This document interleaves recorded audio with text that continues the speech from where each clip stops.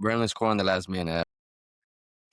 Guys, welcome back to another wonderful episode of Primetime Footy. Footy fam. We're in the house, baby. We're in the house. And I got my co-hosts extraordinaires, Coach Daniel and my boy Power Surge with his nasty Red Bulls shirt on. Ew.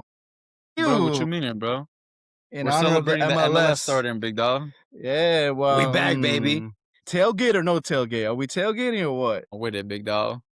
We Oh, gonna drag Daniel out there too. Come on, Coach. Yo, we just need some what do they call that shit? Coach. We just gotta make him some cuy, bro. He'll be out there. It's a little deep into the week, so we're just gonna run through the last couple of fixtures of the Prem. Crazy game week between big teams dropping points. Relegation battles are on their way. Let's talk about Chelsea versus Burnley, Serge. Real quick, I mean, it was a 1-1 draw. Fofana costing me fantasy points. What is he doing, bro? Like, I'm just confused. It's Burnley. What are they playing for? Their hopes and dreams? Like, no, there's no hope. There's no dreams. Yeah, I honestly, like the first couple minutes, or at least like the first like quarter of the game, I thought we were gonna bury this game. I thought it was gonna be a real easy game. I think Pedro scored this goal. He scored a pretty decent goal, very composed goal. I think Cole Palmer gave that assist too, if I'm not mistaken. So it was kind of nice, kind of seeing them, play off of each other, because it's been a while, especially now that Cole Palmer's hitting for him, even though it didn't amount to much this past game week. But Chelsea being Chelsea, bro. I don't know if it's like them still being young, a new coach. But at the end of the day, it's Burnley, bro. And even I think the coach said it at the end, like, there was an assigned player to defend Fleming because he was their most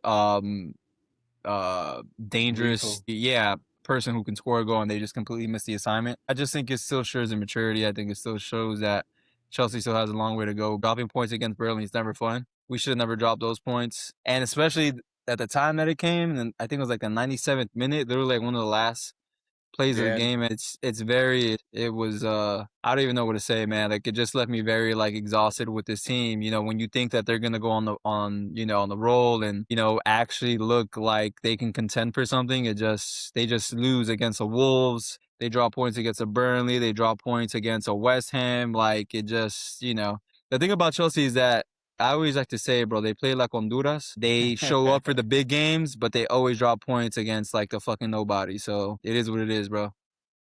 So they got the perfect game coming up to show some chest, right? That was a little alley-oop. You feel me? For you, bro. Yeah, a little alley-oop. We're gonna save that one for later, Coach.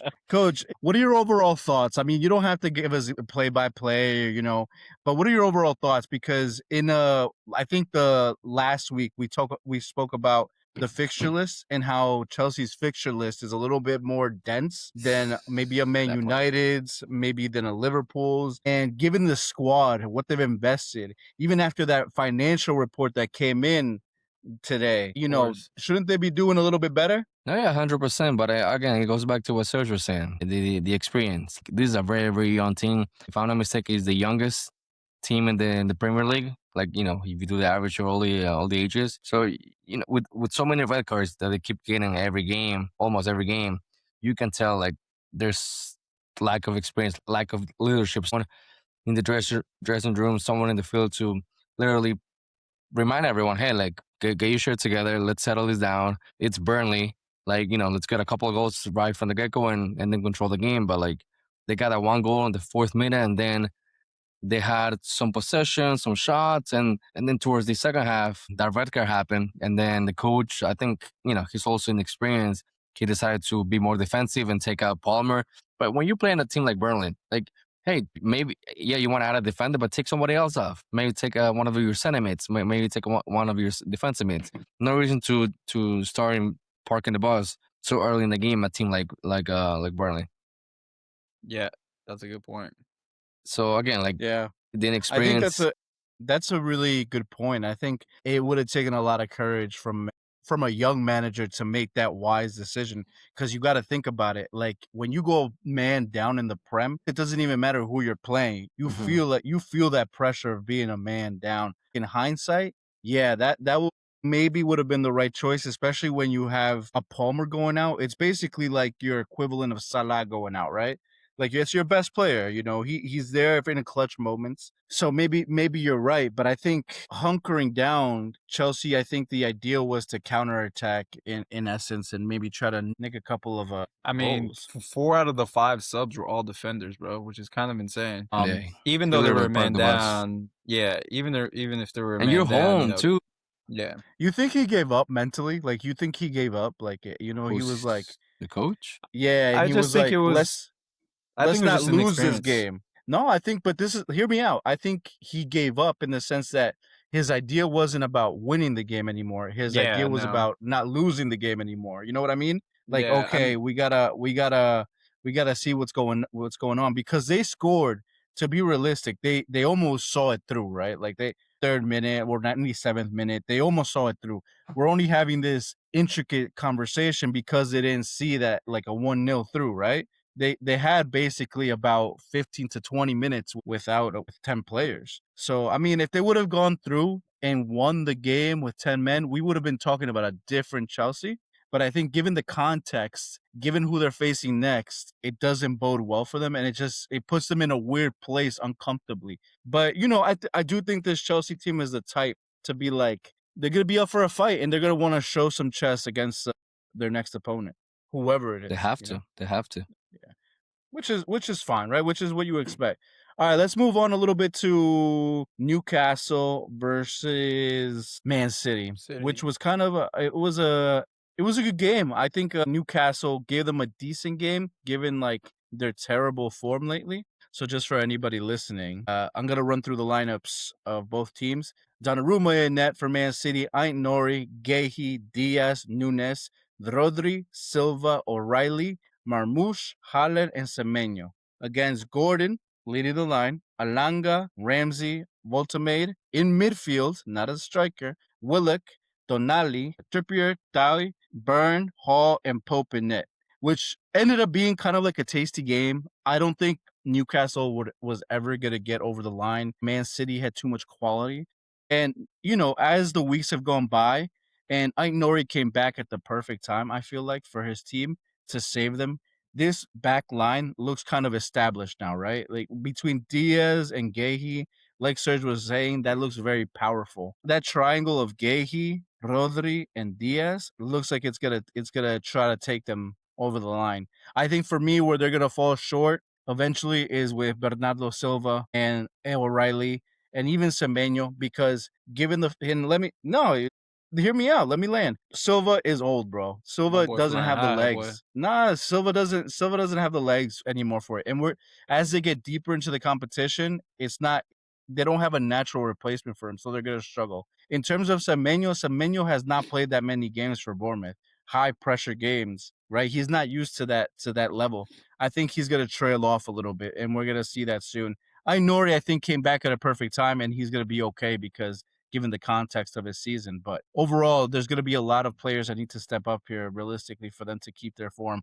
And I think Cherky, there's a reason he's really not playing because Pep doesn't really 1000% trust him. And I don't think that he'll be able to trust him for this whole season going forward, unless he's really playing at 10 and the whole team is carrying him. Yeah, I think Man City just has a lot of people that they can bring off the bench to kind of, facilitate those holes. So they have Reinders that's still on the bench. They have John Stones that's coming back. They have, Cherky. I think Cherky as a 10 would probably work best because I don't think Pep is really, I guess, trusting him just because defensively he's not tracking back. And I think Pep is more concerned with the defensive more than the offensive. I think the offensive just comes naturally on that team. So I think at some point Turkey might play as a 10, but at the end of the day, when it came to this game, I knew that Newcastle was or City was going to be way too strong for Newcastle. Newcastle is just trying to figure out, what's their best formation, what's going to get them the most points. But I think City right now at this moment in time, they're just trying to get as many points as they can before they get charged with the 60-point deduction. Hopefully, they don't get relegated into championship next season. They're just trying to rack up as many points. I don't even think they care about the title at this point. They just want to stay in the league. Sweet Crazy. facts. Yo, how crazy would that be if they're just That's like, you know insane, what? bro. We're gonna keep up Tottenham and we're gonna, relegate Man City, Burnley, And they're gonna Wolves, give the bro. title to Arsenal.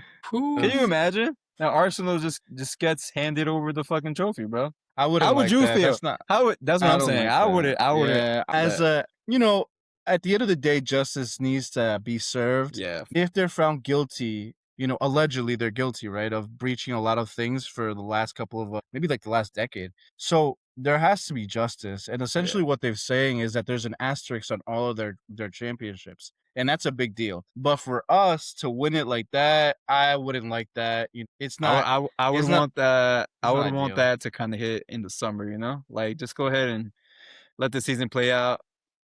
I'm sure every other fan would love for Man City to get hit with that point deduction. But after they make Arsenal lose the title, that's what everybody wants. That's For what they want. They're like, oh, no, take one more before you go. Nah. So it doesn't matter for me when it hits, but I would not like to win a title like that. It doesn't sit right in a sport to win a title like that. Yeah, and you I know? think that's probably why they wouldn't do it this season. I would think. If they do that to us, that's some real petty stuff right there. I'd be so pissed. I'm gonna go knock on the FA's door myself. I'm gonna go talk to everybody, go see what's going on over there in England. That'd be for crazy. real. But yeah, very entertaining game, I will say. Given the context of the title race, big game, and this was a potential banana slip for Man City, because you never know with Newcastle. But I think they came across very well and very professional. And in the end, it was nice to see a very competitive game. I don't know if Coach Daniel saw it the same way, but one could never No, know. just to add two things, like for me, Pep Guardiola is one of the, if not the best coach of all time, because like whenever he's down, whenever you think his ideas are gone, he always comes with something new, with a new player, with a new confidence, with new something. Like look at his kid Nick O'Reilly. He's balling out. Like last game, he balled out. Someone who was like a right or left back, now he's playing like a attacking mid. He's bringing the fresh energy to the team, something different, something that I agree with you is the Bernardo Silva is lacking his stamina, his legs. So I think he just have Bernardo just to control the midfield and help defensively. But then as soon as Silva wins the ball, distribute right away to Riley, and then Riley with the youth energy can carry the ball and then connect with Semenyo, Haaland, Marmadouche. But one thing I will say that I always say defense wins your titles. Roma, two amazing saves. One this game against Newcastle, and I forgot against who. It was like 2-3 games ago. Those two games, he basically gave City the 3 points, because if he didn't make the save this game, Newcastle were gonna tie, and then if he didn't make a save that like in the other game, they were gonna tie the game as well instead of winning. Yeah, goalkeepers there to make saves, but the saves that he made were amazing, like insane. The one against Newcastle in the last minute, Donnarumma. It's incredible because we really haven't spoken about it too much, but essentially Man City overhauled their team within 2 transfer windows. If you really look at it, I mean, they're still missing, in my opinion, they're still missing some key players just because things are not clicking. I still think they need a proper left winger. I think Semenyo could suit well on the right, maybe, but I think they're missing a left winger that's consistent. I still think they're missing a proper right back. Nori, I think, will end up filling in that void that they need. But I also think that they need a center mid that is more robust, but at the same time has the right techers to play in a Pep Guardiola team. And I don't think they have that, because I think Cherokee is that, but he's not. You want him to be that, but he doesn't have the physicality for the league to play 38 games. Like if you look up like a man like if you look at Rodri before his ACL, he was playing, he's there. Andinho, different type of players, but they're robust, a McAllister, maybe that's closer to him, more robust, right? If we get deeper into that position, it's very rare that 10 role gets filled in with somebody who's robust. Taking Odegaard. Odegaard is very robust, but what he has in robustness, he gives away in creativity. And Pep is not willing to sacrifice that, I think. So he wants his creativity. So Cherokee either has to bulk up for the new season coming up, because I don't think it's too quick for him to do anything this season, or they need to slot in and get a new player that's a little bit more about the longevity for the league, because you'll never be able to win everything. Well, we'll see this season, but I don't think you'll ever be able to win everything in this league. Slotting in players, taking them out. If players aren't getting a run of games, like look at Ineze. Like I wish Ineze could get more run of games because he would be more cutthroat. He would be more nicer, more silky on the ball. But that's not the luxury that we personally have. We need somebody who's going to be more robust and won't cost us defensively, especially in such a strong athletic league. Let's talk about a Liverpool versus Nottingham Forest. Liverpool just keeps having games that surprise me because I would have thought, relegation bound Nottingham Forest. They don't got a shot here. It's another dagger to the heart. They're gonna just rock up and just take up 3 points, Liverpool. But it wasn't that easy. Obviously, they got over the line in the end, which is beautiful for them. But they struggled on paper. Like I mean, the stats, they don't make for easy reading. I mean, let's just take a look over here. Yeah, if I you wanna were I to wanna clip Will, if you were to clip Coach Wilbur here in this corner, he would have told you, this season Liverpool they just struggle to get points. That's literally what we saw this Yeah. last week with them too. Yeah. I Yeah, don't know what it is, man. Even Ekitike kind of had like a slump. I think the last couple games. Yeah. I don't know what it is. It might be that time of the year where Liverpool are just starting to kind of slack off. They might feel like, they don't have too much of hopes to kind of, win anything in the Prem, but they still have to fight for those Champion League spots. But yeah, we've been seeing the same story with Liverpool this whole season. So it's just struggle city over there. yeah. At the end of the day, right now, it's just there's no depth. Like you look at the bench. You only got Rio to put on, which to be fair, he should be starting games over fucking Gakpo. Gakpo is such a Yeah, well, waste especially of on the space. left side, you know what I mean? Like Yeah. if Gakpo's starting anywhere, start him like next to like right behind I would put Gakpo as a 10 Ekitike. then. Yeah, That's what I'm exactly. saying. Instead of playing Jones, play Gakpo. Because he's athletic enough, he's robust, he knows the system, he's a good passer of the ball, he can hold up the ball. So it's a little interesting that Rio isn't playing, especially when early on in the season. Like I mean, when he came on for that big goal, I thought he was gonna be like, okay, he'll play a couple more games. I think we would have. I think in a perfect world, even for him, for himself, his career, he would have wanted to play at least maybe 2 or 3 more games. For his big professional first season. You know. Yeah, no, absolutely. Yeah. But yeah, somehow they keep winning games, but overall, I feel like all the fans are done with the coach, and I think he'll leave at the end of the season. Yeah, Really? it's an underwhelming performance just throughout the whole season, honestly. You think Slot's gone at the end of the season, bro? The way everything's gone, yeah. Bro, he won them the league his first year So in charge, what? bro. So what? No, bro, you cannot sack managers just like that because he struggled one year. It's a second year blimp, bro. This is a very common thing, I feel like, for some managers. He was always gonna have a slump. He took the league and dashed out of there, but I think he deserves another full season. To piggyback off what you were saying, when they won the title and it was official last year, late in 2025, They there want was to a decline. It was March. yeah, but there was a huge decline in their Yeah. performances. Like you started to see it. But everybody after they came back from vacation, you remember when they came back from vacation after that party? Yeah, they came back from vacation, they were not the same, bro. They were not the same. So, I don't know what happened at that party, but the real Liverpool has not stood up, bro. That's all I'm saying, bro. And I will say though, given the fact that he won the title in his first year, he deserves more than just like to be sacked just because they're not doing well this year, bro. That's Yeah, not even though they're that's like not right. lackluster this season, they're still only 3 points, one win away from fourth place, and they're only 6 points away from third place. So I mean, technically, they still can turn it around, especially with the form that Aston Villa and United are in. You never know; they can end up top three. Well, I mean, you mentioned that table, and it kind of makes me feel like maybe Daniel's right, and I'll tell you why. Only because Carrick is on 48 points, and Carrick has not been there that long, and he's like provided a resurgence for Man United. The only world I see where Liverpool has to sack him is if they don't get European football. That's the only that's where I Yeah, feel for like, all sure. right, that's there's no way, bro. There's no way. That would mean that he has to win the Champions League this year to be in the Champions League next year if he doesn't get one of those places. Because how Does many he places are stay? getting Champions Does League? he stay if they get into Europa? You think Europa League is enough Bro, for him to keep his position? I mean, no. Slab better hope that Arsenal or Man City win it. Because if Arsenal or Man City win it, then 6 teams will go to the Champions League next season. It's true. It's true. He has to. No, well, yeah. There's a lot of teams. There's a lot of English teams in the Champions League still. So it's what Chelsea, 6 teams. Arsenal. It's still 6, right? Yeah. Man City, Liverpool, Newcastle. Yeah. So if one of them wins it, they're okay.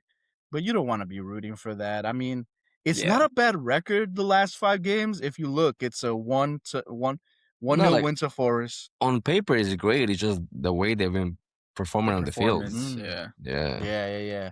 Yeah. And that's the interesting thing, right? Because Slot has always said, judge me by what's going on, right? He doesn't care about, I think he doesn't care about like how they're playing right now because I feel like he doesn't have the tools to play how he wants to play. Because I know he cares about That's his on style. him, though. That's his fault. I don't think, well, For yeah. you know, why you buy Akiti and Isak? That made no sense. Yeah. I think that's where he made his grave with signing Isak. I think signing Isak was a gluttonous purchase, personally. Yeah, I think But those purchases were made just so other teams wouldn't win, you know, kind of Well, like that's to a kind very of Chelsea strengthen move. other teams. Not at all, bro. That's the We're fucking. What do you mean? We're signing fucking kids, bro. Like who's That's gonna the win the Chelsea league in you. with kids, hey, bro? hey. No Epstein files here, please.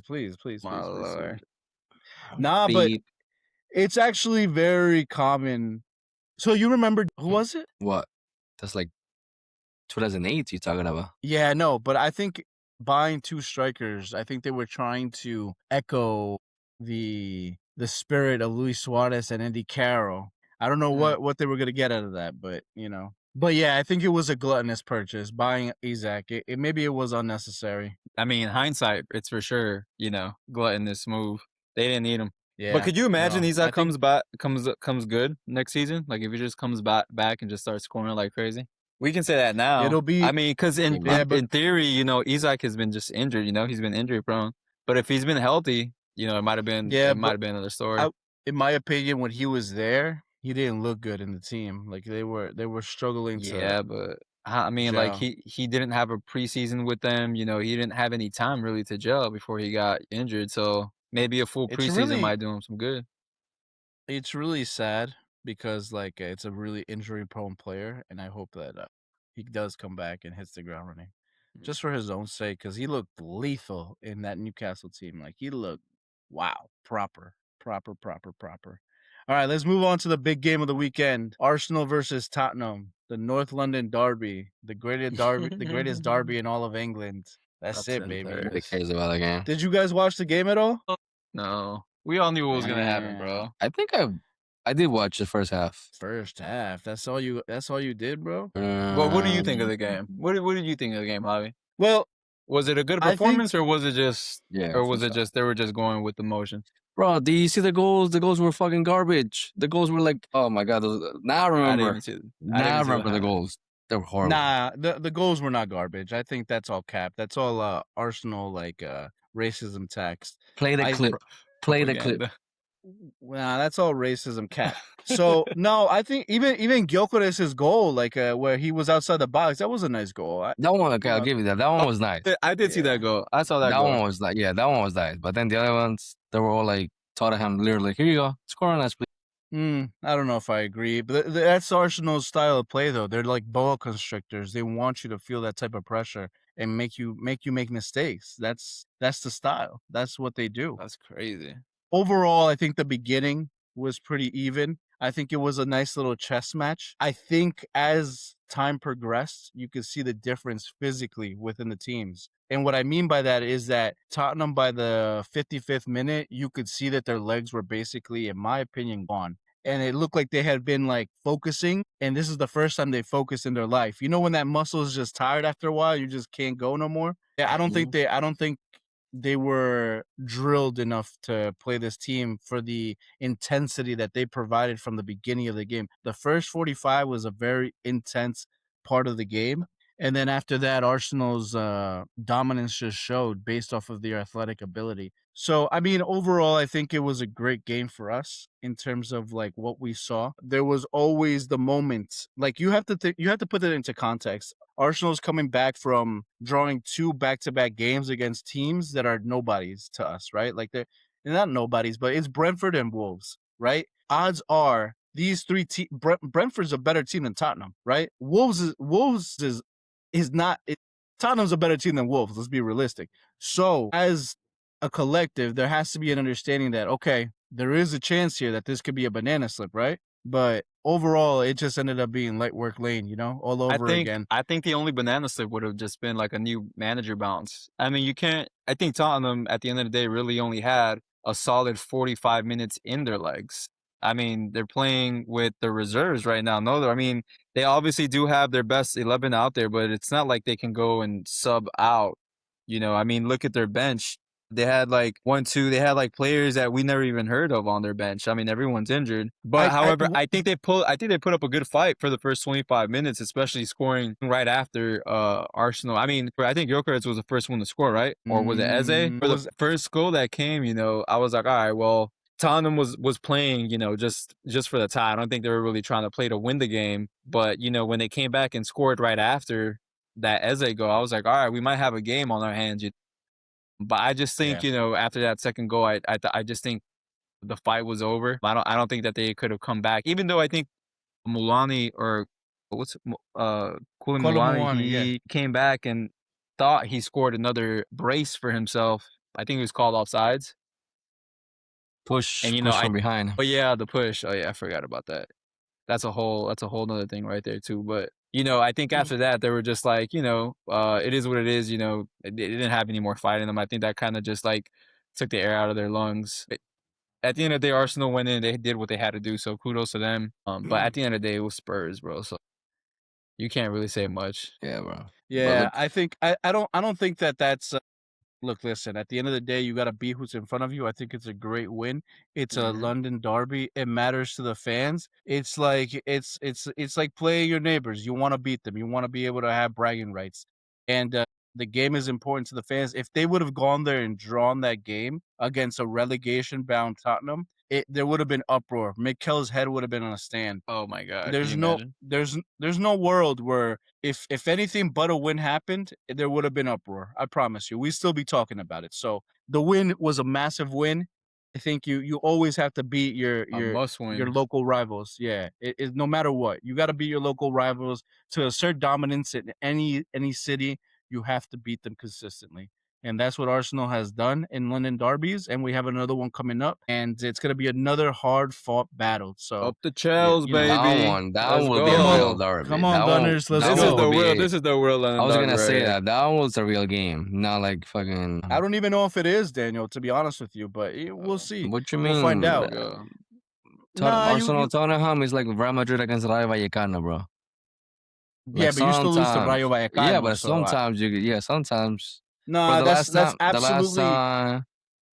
The last time you guys lost to Tottenham was fucking 2024. Yeah, 2022, 4 years ago. Bro, you're talking about. First of all, I mean, I don't know. The equivalent of Rayo Vallecano. The equivalent of Rayo Vallecano versus Real Madrid is Watford versus Arsenal. Don't compare the two. Tottenham's a big team, bro. Tottenham's a massive team than Rayo. So don't. You know, that's my neighbor. Don't disrespect my neighbor, all right? I guess. It's London, baby. Tottenham's not even a big six. I was watching a fucking video the other day. They're like, what makes Tottenham a big 6 team? Infrastructure. That's it. The stadium. The stadium? Yeah, that's it. You think so? That's crazy, bro. Yeah, I don't know about your that. stadium and the training grounds are amazing. Well, this is my opinion. They're better than Villa's. Bro. Tottenham's facilities are state of the art. I think it's better than Madrid's personally. And I know that that's outlandish, but I really think that they're better than Madrid in terms of like infrastructure. I think that in some aspects they have better stuff than Arsenal too. But what I will say in terms of who's the biggest team in London, it's Arsenal, Chelsea, and then Tottenham. It's just that's how it boils down to. And it's just that simple. Given the history, given the context, you know, they're in third place. Yeah, that's how it goes. Boys. Bro. Go ahead, bro. What's next, bro? Let's talk about Let's move on, bro. Let's talk about the state of the table. So as of right now, as it stands, Arsenal have played 28 games, right? Man City has played 27. So Arsenal have 61 points and Man City has 56. What are you guys thinking for the next couple of weeks? And I'm going to pull up Arsenal's fixture list, and then afterwards, I'm going to pull up Man City's. So for let's do the next 4 games, right? Because that's the big one. So the next game is a London derby, Chelsea versus Arsenal. Big game for Fat both. L right there. Fat L. Arsenal's next 4 games are against Chelsea, Brighton, Everton, and Bournemouth. Any banana slips in there? Brighton. I don't Brighton. think so. Brighton is not looking too good. I mean, I Mm. think Brighton should be an easy win, honestly. I think they're easier. They're an easier team than Brentford, in my opinion, and they're an easier team than probably like an Everton too, to be honest. I think Everton at least is gonna give you problems with the low block and with the counter attacking. Even though Matoma has been looking pretty good though with Brighton since he came back from injury. But I see the banana slip maybe. Well, Chelsea definitely is gonna win this week coming up. So the other banana slip would probably be against Bournemouth, bro, on the 11th. Bournemouth? Yeah, I totally agree. I think Bournemouth's Yeah, gonna be so a good game. I agree. So look, there's always a chance against Chelsea, and I think that's the obvious one. But don't get it twisted. I think there's also a chance at Everton too to slip up and drop points. But where the real problem is at Bournemouth. I think Bournemouth always gives us a game, and they've been like the what do they call that? What do they call it when it's like your kryptonite? Kryptonite? What do Like they a call that? heel, like your heel, like a Yeah, like we always somehow end up like having Yeah, like a but tough game against them. that's only when you play away, though. Yeah, but it doesn't matter, Daniel. These games right it's now, gonna be more pressure, it's bro. Every game is more pressure on their shoulders. more pressure, and not only that, I think the impetus is on Arsenal to always win, no matter whether or not you're at home or not. But where I think things come into play is that teams are looking to, they always want to take points from Arsenal.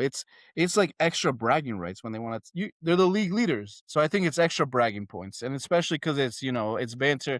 They like to banter us online, Bro, and if Mhm. I United did agree. it, why can't these other teams do it, bro? No, Damn. United's above you guys, no? By goal difference. Above you.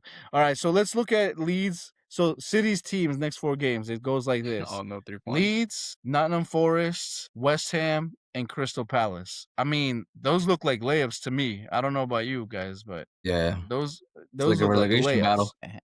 For Yeah, real. so essentially they're gonna have a big say against Leeds and Forest. If they beat Leeds, and Forest somehow win a game, coming up, then that's good for Forest, to be honest with you, because it'll help them in their relegation ambitions to stay up in the league. But yeah, no, I definitely think that Leeds is a tough game. Yeah, for sure. You know, I think because Leeds is it's a toss up. Yeah, they're at Ellen Road, and we've seen that this team is not it's not the city of old, bro. So I think there's definitely a chance there. Where I think that we're gonna get surprised, believe it or not, I really think we're gonna get a surprise at West Ham. The It's gonna be a bubbles? tougher game than we think. The bubbles, bro. They're bubbles, bro. They like Manchester, bro. They like to. That's they crazy. like Manchester Honestly, teams. City's next 4 Prem games, they're all winnable games, bro. Yeah. Which is crazy. Easily, So the pressure really is gonna be on Arsenal. Because Arsenal always, bro. have more, more competitive games. I kind of feel like, they might slip up somewhere there. And then the big game is that one against Arsenal, right? On the 18th of April. Damn, that's crazy. Oh, and right before that they play Chelsea. Jesus Christ. Yeah, they do. They play Chelsea. Chelsea's gonna have a big say in the title race. Massive say. Because, but you Yeah. know what? This is interesting because Chelsea really need to win that game also. Yeah, though. bro. We need to win most of our games. We're supposed to win the Burnley Yeah, game. you need. Because that's where we're supposed to get Yeah. our points from. That's what I'm saying. You put a massive amount of pressure on yourselves by not winning that game. You guys, Like for Chelsea can beat a still relegation promoted team. Promoted. Yeah, exactly. But we do good against the Big 6 team, so well, at least Yo, we'd like to Serge, think so. look at Chelsea's I don't schedule, wanna bro. see They it. play Arsenal next. They Chelsea's play like Robin Villa. Hood. Then they play Newcastle, and then they play Everton. Then they play Man City, and then they play United. Bro, you're Yeah, bro. not It's getting. hectic, bro. You're not getting. Yeah, you better hope Arsenal win the Champions League, bro. Yeah, man, it's looking rough. I'm Squeeze not it. gonna lie to you. Damn, bro. I'm not gonna lie. That's a tough fixture, bro. Think about it, bro. It's we've dropped points against all of those, like Daniel was saying, those teams that are fighting for relegation. We would have been like in third place right now, bro, if we would have, put those games to bed. Yeah. You would have been sitting pretty for sure. Exactly. You would have been feeling a lot better. You would have been, because look at Liverpool. This is Liverpool's next fixtures. It's against West Ham, then Wolves, and then after that Tottenham, Brighton, and then after that Fulham. Those are, and then the hard one is the 18th where they play Everton, which is that's a real derby. Yeah. Daniel, you don't know what derbies are, bro. That's a real derby. Yeah, so it's looking real crazy for the top 4. I mean, the top 5 race. I don't know. See. It looks like United's gonna clinch it because they play after that. So they play Crystal Palace this weekend. Newcastle, Aston Villa, Bournemouth, Leeds, Chelsea. But you got to think, the reason I'm backing United over Liverpool has the easier fixture, but they don't play any other competitions. Yeah. And that's the big key right there. So we'll see what happens. All right, let's go to the bottom of the barrel. Wolverhampton Wanderers, are they going to stay up, guys? Hell no. Not if City don't get them that 60-point deduction, bro. Yeah, they might have a chance. They might have a chance, bro. Literally. That's the only way. Honestly, bro. Yeah, honestly, 2 out of those 3 teams, bro, they might have a chance, bro. I'm not going to lie to you. Bro, 60-point deduction for City, and then Everton 40-point deduction just because, bro. That's how it's going to go. Just because. And relegation to Everton. Everybody's safe except for City and Everton. That's it. Yeah, nah. So Burnley and Wolverhampton Wanderers are gone. What about West Ham? What do you guys think? Are they gonna be okay? I don't know. Nottingham Forest are like kind of dropping the ball lately. So who was their last? Yeah, they lost. Look, listen. I mean, they lost to Liverpool. Okay, the game before that was they drew to Wolverhampton Wanderers, and they lost to Leeds, and then before that was a draw to Forest. That's rough, man. It's rough. So Tottenham right now is 4 points. Tottenham is 4 points away from relegation. Their next 4 games is against Fulham, which is a tough game for them in their current form. Then they play Crystal Palace. That might be a win for them. And they play Liverpool and Nottingham Forest. So that Nottingham Forest one is going to be a big game. You know what, bro? I just don't know where they get a win here. That's what I'm saying. I don't see them getting any more wins. Crystal Palace might be a tough one for them, too. Bro, 100%. They can be Fulham. They can, but will they? Bro. No. They cannot be Fulham, bro. This team, I'm telling you, this team wants to fucking bury Tottenham. This is the predicted lineup.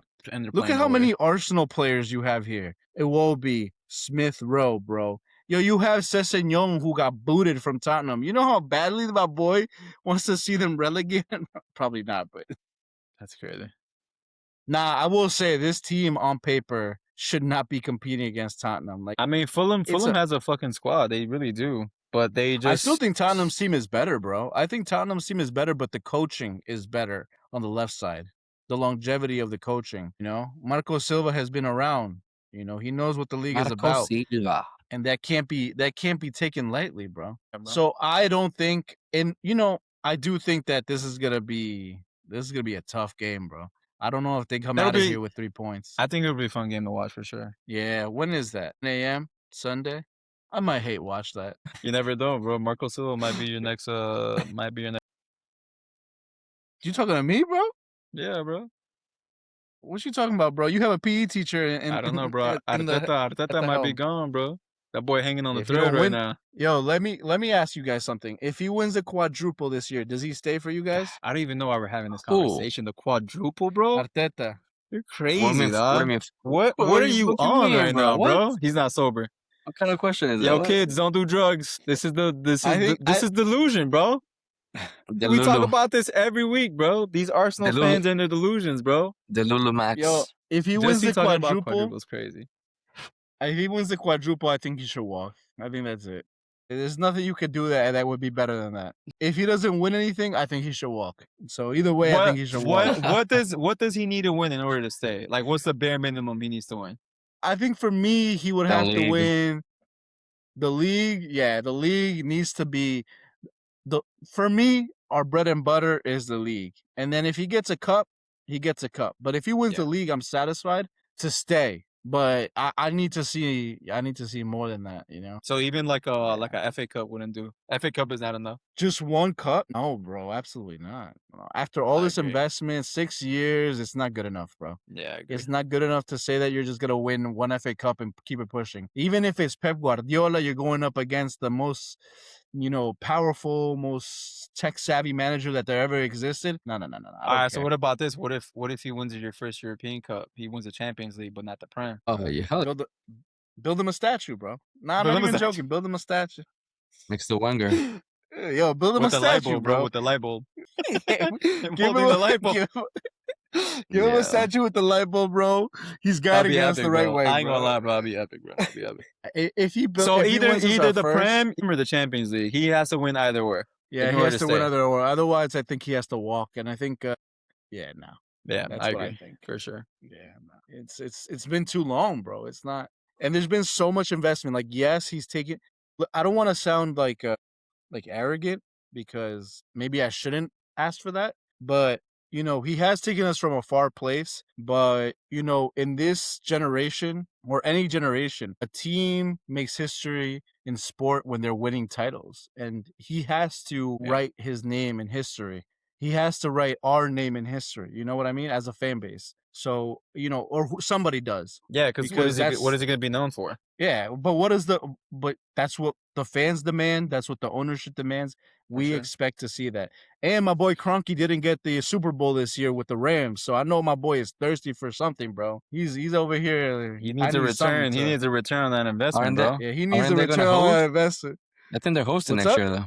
They're hosting They it are next hosting year. next year. Yes, yeah. That's gonna be crazy. That's gonna be crazy. Who's That's hosting? when What they are you won talking about? last. Hosting what? The Super Bowl? So that's SoFi Stadium's hosting the Super Bowl. Yeah. Shit! Oh shit! Let's pivot a little bit, guys. I want to get your opinions on this week's Champions League games.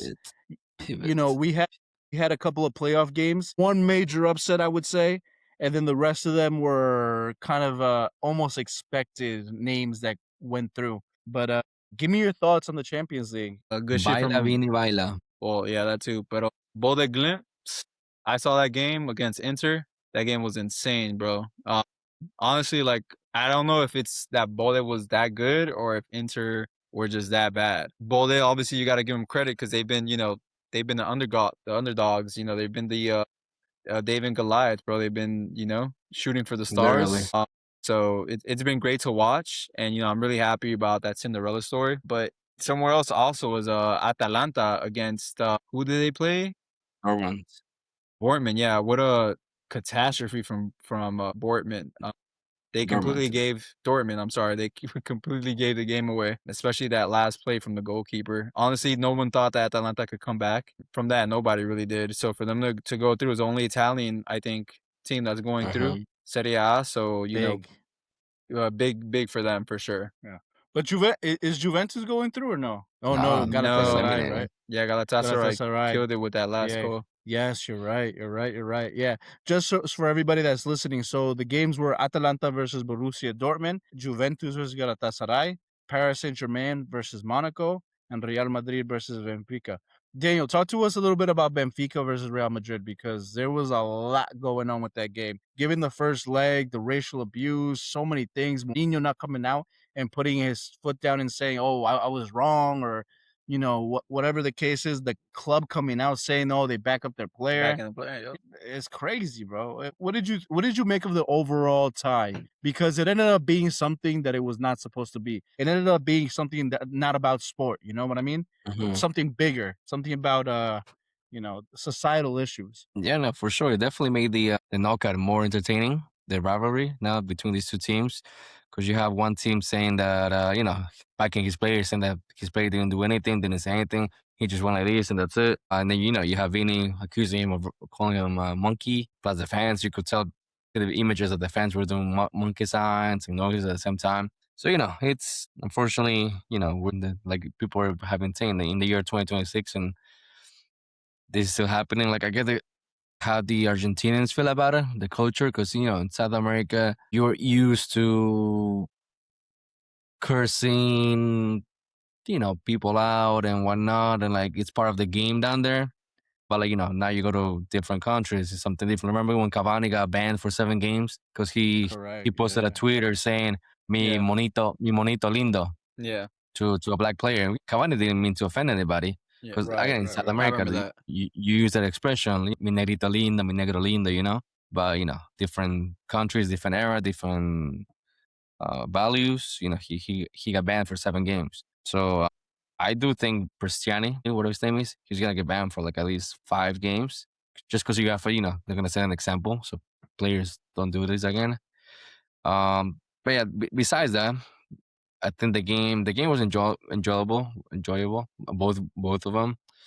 Once again, Courtois showing what he's the best goalkeeper in the world. The save that he did, when the game was 1-1, Yes. Yeah. that was fucking Yeah. insane. The ball going Insane. between Rudiger's and Valverde's leg, and then he was able to react, get Just down, and drop. Yeah. punch the ball to the side. That was crazy. If we didn't have Courtois, Madrid would be like relegation battle right now. No, because like Madrid in offense, they're really good. Like I like what they're doing with Carreras moving as a center mid, Camavinga dropping as a left back. But then when we lose the ball, it's like it looks like a U9 soccer. Like they're lost. They don't know who to mark. They don't know not who's dropping, who's staying, who's going high. So defensively, like Madrid needs so much work, so much work. But again, it's fresh to see Valverde finally waking up. He has back-to-back assists. That ball that he played to Chomani for that goal reminded me of like the Toni Kroos's goals outside the box, placing it to the bottom corner. Guller's also waking up. Again, like I've been saying, like Vini plays so much better with Gonzalo. Like Mbappe and Vini just can't play together. They just can't. It's frustrating. But with Gonzalo, he makes his runs as a number 9, attracts defenders, creates the space for Chomini, creates the space for Vini, and then you have those goals. But yeah, overall, Madrid did what they were supposed to do, beat Benfica. But yeah, Madrid has a lot of work to do defensively if they want to, keep going in the next rounds of the Champions League. I think the problem is that in modern day ball, teams are not just offensive. They're not just defensive, right? They're balanced teams that are Mhm. more athletic now. So in the past, you could get away with that, right? Where you had a super offensive team that could crack any defense, right? Whatever. I think you could think of a Barca team, an Ajax team, a couple of teams like that. But now you have teams like look at your Man Cities. I mean, they're not so good even but they're still like a powerhouse because they have so many players that are athletic in the depth, right? If you take a Liverpool, the same thing. If you take a Bayern, the same thing. And then you have a PSG that's very balanced as well. So I think Madrid is definitely still they're kind of like in a Caterpie stage, I would say. Mhm. They don't have the right manager. Arbeloa hopefully does not stay for you guys. Hopefully. You need somebody who's gonna give this He's not team a revolution because there's a chance here that if someone gets this right, it could be historically one of the best teams ever to ever exist. I think right now on paper, it's not even close. Like it's not even close. But you have the likes of a Vinny Jr., you have Mbappe, you have Rodrigo on the bench who you don't even see anymore. You know what I mean? Chouameni, you have players like that. You have the kid Rudiger, you have Alaba, which I don't know if he's gonna come good anymore. But Yeah. there's so many great like individual players that if somebody gets the chemistry right and the balance right, it could be really good. But somebody who can control the egos, and the only man that could do that. We all know the only man that could do that. Too bad he's So going to France. yeah, the only thing is that that's the whole thing. He's not coming back. So Yeah, I think the that's key word is balance, bro. I just think defensively, Madrid has been slacking for, a few seasons now. They just don't have that leader in that back line. And then just, I think it's kind of that back line's aging now. Rudiger, Alaba, Carvajal, they're all getting up there. And even though they're still world class players, I just think the balance on the team is just not doing them any favors. So Mhm. I think there needs to be an overhaul for sure of that back line. crazy, crazy, crazy because they invested so much on that offensive line, and I think what happened with Madrid is that they pivoted a different way in terms of philosophy versus the rest of Europe. The rest of Europe is here focused on building teams versus Exactly, yeah. maybe focusing on individuals, Yeah, and you and saw that's that with the okay. Trent signing. Like, why did we buy Trent? Trent Alexander is just a great individual player, but defensively, he was never gonna fit with Madrid, especially with the way that he played. Well, in my opinion, and you know, I don't think Trent is a bad player to pick up. I think he's a great clutch player to have in moments. But I think the Spanish game is too technical for someone like a Trent Yeah. because he cannot week in week out. He would have to like really go through the trenches to really understand his positioning because in Liverpool he was allowed that leniency because he had people covering him like a Fabinho. You had Mo Salah who would track back when he was younger to help him out. You had a Konate or Matip that would slot in there, you know, and try to cover some ground.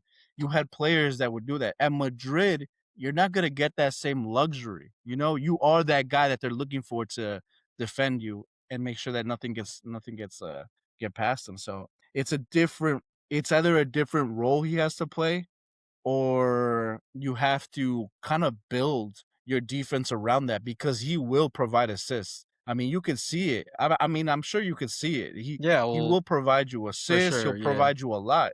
He's not the You know, right but back you that have we to needed. That's what I mean. Like he's not the right right. back. You have to build the right Yeah. defense around that because you're sacrificing a lot when you have a player like that, right? It's really tough. All right, so listen, what do you guys think? The draw is when, Daniel? Tomorrow Tomorrow? Tomorrow morning, Tomorrow morning? 6 Bet, a.m. bet.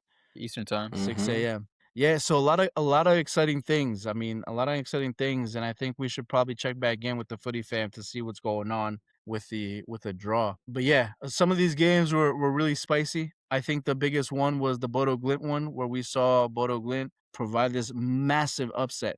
What do you guys think? Everybody's talking about Everybody's talking about the Italian football basically falling off because of this Inter loss. What do you guys think about that? Yeah, bro. Serie A is in the dumps, bro. I mean, Yeah. it's sad to say, but you know, we've been seeing it year after year. Serie Yeah. A isn't what it's been or isn't what it was, you know? And I unfortunately, don't think it's been the I same think thing since. yeah, bro, it's been a while. And I think Yeah, I'm trying to.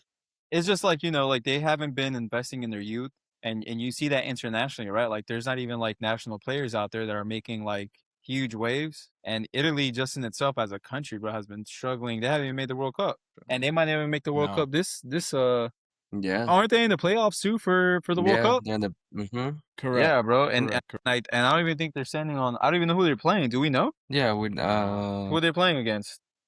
they play. Let me tell you right now. But yeah. Going back to like they had an insane squad. Juventus, Inter, all of them. They play North Ireland, and if they win that game, then they play against the winner of Wales against Bosnia. That's a tough game. So they It's most still likely Wales. So they have to win 2 games to make two it to the games World still. Cup. Yeah, that's They have to beat insane. Northern Ireland and then beat either Wales or Bosnia. So much pressure on that team, bro. I would love to see in Italy though in the World Cup. Yeah, It would be especially beautiful. here. Especially here in the Yeah. States. Oh my goodness, bro! It would be madness, What madness. what do you call it? But yeah, like the last great team is Inter. They made it to the final last year.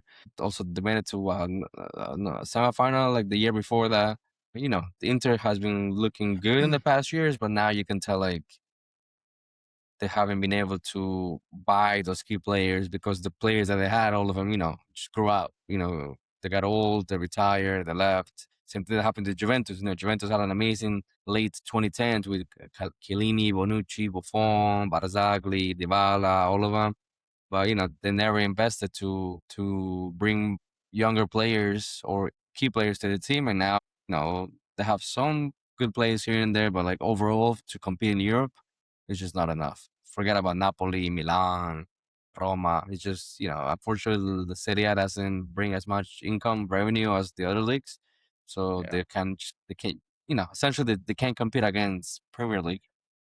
I It's will all- say if I was a rich man, I would put money on the Italian league. You could rebuild it to be something so much like 100%. more enjoyable, more Yeah. digestible. There's so much like history there the 90s. Like I remember being in the 90s, being a kid, enjoying that league so much, and it's just so different now. It's not the same. Best league in the But- world.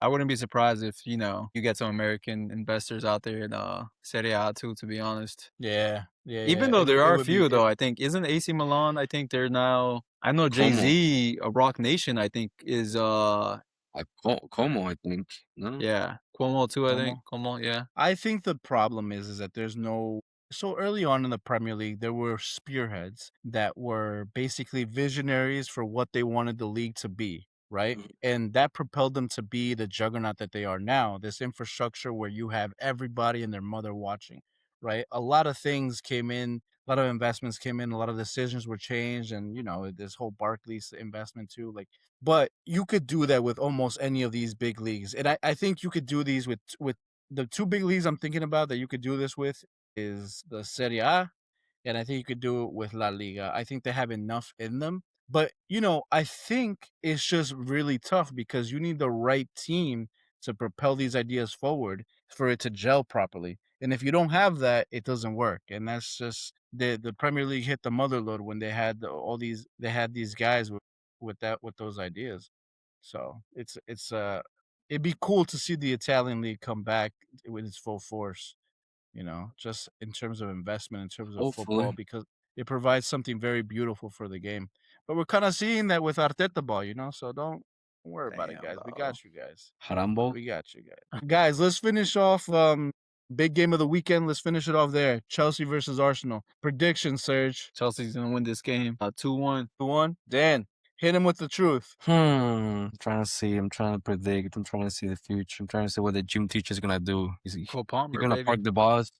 Cole Is he Palmer. gonna park the bus like he did in the Carabao Cup, or is he gonna go all out? He's gonna go all out. I think he looks like a really cowardly coach. Courage the cowardly dog. Courage the What are you cowardly talking Yeah. about? So I think he's gonna park the bus again. If I see him putting Delap as a right winger again, oh my god. No, That I was think, wild. well, you got to think about last game. We didn't have Reece James. We didn't have, what's his name also? Palmer was coming And back. from Palmer injury. wasn't playing. So I think those two players will come in and probably, You should start give with it- the lineup or against Burnley. yeah. Well, So without what's the Fofana. score, Dan? All right, now Fofana. So now Yeah. who's gonna play in the back? Chalobah and Sar. no. Tosin? Chalobah and Mamadou Sarr, maybe. Hopefully Sar, because Tosin has been. Yeah, I do not want to see Tossin, especially at the Emirates, bro. Fuck no. Yeah. I wish Cucurella was back, but he's not. He's not Still back. injured, right? I see a very open game. I'm gonna say 3-2 Chelsea. 3-2 Chelsea. There you go. Guys, you heard it here first. Chelsea's going to win the derby, according to the panel. Not according what to are this guy, but you? I think it's going to be a 2-0 win. 2-0 win to the Arsenal. 2 2-0 corner win. kicks? Hopefully, You know what? the last couple of one. He might throw in a wrench too, bro. And we got Lavia back. Lavia in that midfield would be nice, bro. If he were to come and play in this game. Bro, let me ask you something. You're going to sacrifice that man for the rest of the season for one game, bro? No, bro, he's not gonna start. I mean, but if you put him in the last like 20, 25 minutes, I think that's a game changer, bro. You'll be gone by then. We'll be Like, gone by then. Yeah, he's he gonna can't. injure himself. He regardless, so can't might as play well more than use- 15 minutes, right? I don't think so, bro. He reminds me of Abu Dhabi so much. I'm just trying but to of be course- optimistic, bro. Chill. Abu No, no. Dhabi, bro. But I miss him. But of course, Diaby was class. Bro, if you never watched Diaby play footy, fam, go watch some clips of Diaby on YouTube, bro. One of the Class most player. silkiest players you could ever see. All right, footy fam, thank you so much for being here with us, guys. Say your goodbyes. Deuces up the Chels, boys and girls. Take care. Brush your hair. Deuces. Arrivederci.